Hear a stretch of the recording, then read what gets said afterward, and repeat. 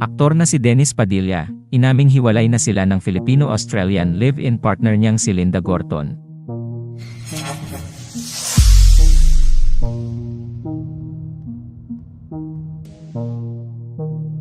Mahigit 10 taon nang nagsama sina Dennis Padilla at Linda Gorton.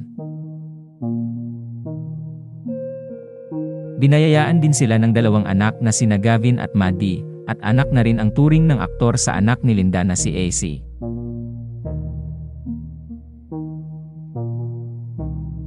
Inakala ng marami na ang Filipino-Australian na si Linda Gorton na ang huling babae sa buhay ni Dennis Padilla, kahit pa 22 taon ang age gap nilang dalawa.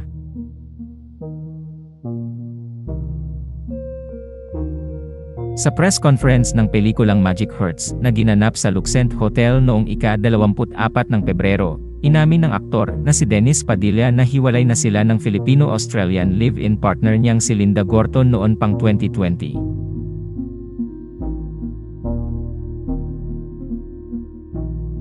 Tiniyak naman ng aktor na okay silang dalawa ni Linda. Ayon sa kanya, maganda naman yung co-parenting arrangement nila, at regular niya naman silang nakakausap ng video call.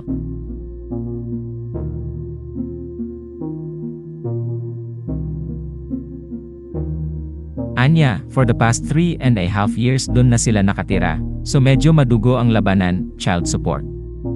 Mahal ang dolyar eh. Child support tayo, Australian dollars din. Awa ng Diyos, I am able to support and I am able to send their monthly child support.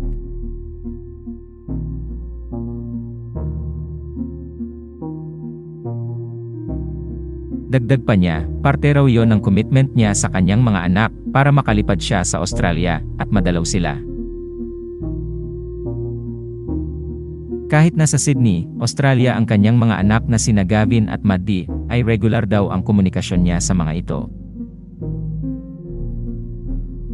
Matatandaang sa exclusive interview with Pep.ph noong December 2020 ay nagkwento si Dennis tungkol sa 12-year relationship nila ni Linda at that time.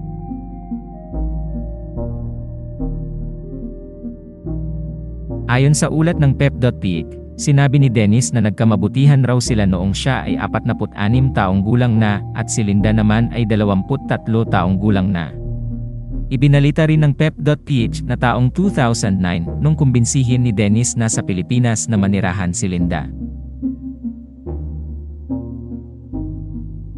Salamat sa panonood. Huwag kalimutang mag-subscribe sa aming YouTube channel, i-like ang video na ito, at i-turn on ang notification bell.